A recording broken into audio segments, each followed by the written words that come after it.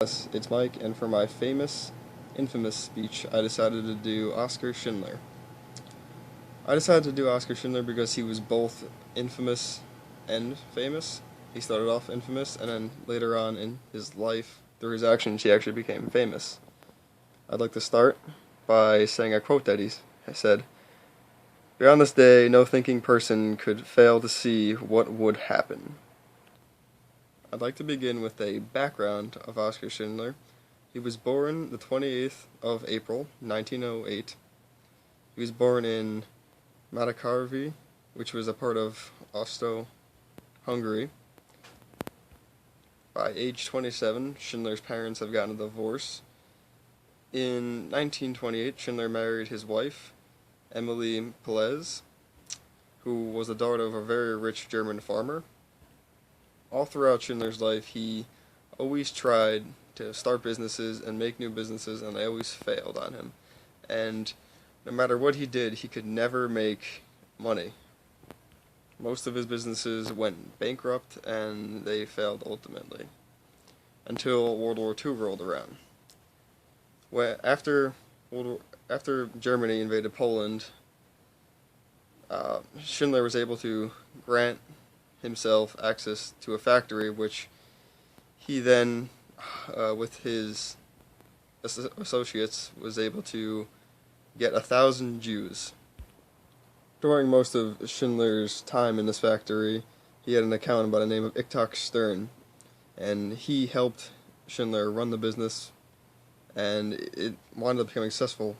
Schindler wound up becoming a millionaire off of the forced labors of Jewish people.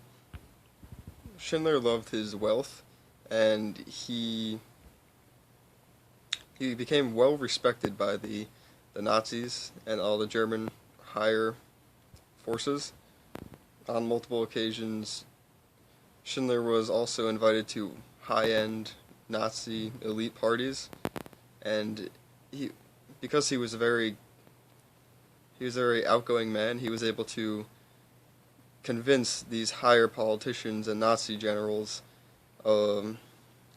to basically see in his way. And with that, Schindler was able to get a lot of power, and he eventually wound up joining the Nazi Party. It is unknown why Schindler actually turned around. He had a change of heart, because during this time, all that mattered to him was money, and that's seen by the way how cheap Jewish labor was. And then, after an attack on the ghetto that most of his workers were in, he witnessed a lot of his workers being killed. And after that, Schindler decided to start protecting his Jews. It didn't matter to Schindler how much it was going to cost or what the Jewish people were being accused of. No matter what, he protected them. And with all of his power, he was actually able to bribe and talk the Nazis out of taking away his Jews or killing them. When Nazis tried to take his workers away from him, Schindler claimed that wives, children, people that were disabled and unskilled were a valuable part of his factory. And then when the Soviets got close to where Schindler had his factory, the Nazis were going to kill all of his workers, but Schindler was able to bribe the Nazis and move his workers into a new factory. And as part of the agreement, Schindler had to produce hand grenades and V-2 rockets out of this factory. But for some reason, with all his millions, Schindler didn't care about making money. All he wanted to do was protect his Jewish workers. So with the factory, what he did was he sabotaged his own production line. He completely stopped all the V2s and hand grenades that were being produced out of the factory from working. Nobody knows why he did this, or, he just decided to become good all of a sudden. At the end of World War II, Schindler took all of his millions, and what he did with it was he bribed many people, and he also bought a lot of black market deals to protect and get his Jews out of harm's way. What Schindler wound up doing was he eventually wound up fleeing once he knew his Jews were safe, and he wound up fleeing Austria, where he was going to be prosecuted because he was a member of the Nazi Party, no matter what kind of good deeds he did. When Schindler fled, he moved to multiple places. He tried to open more businesses, but they failed. And eventually, in 1957, Schindler wound up leaving his wife and he moved back to Germany to try and start more businesses, which eventually failed. He wound up making barely any money, and most of his bills were all paid for by Jewish members of society.